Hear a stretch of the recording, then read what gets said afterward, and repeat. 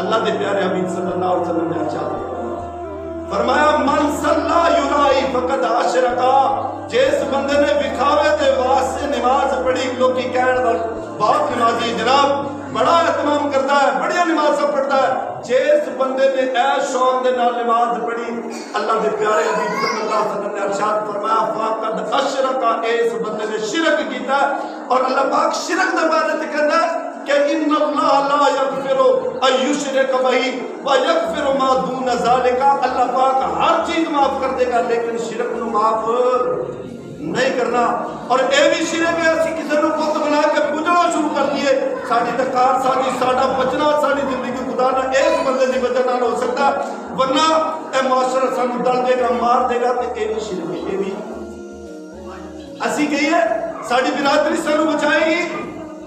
میرے بھائیو دوستو برادری نے نہیں بچانا،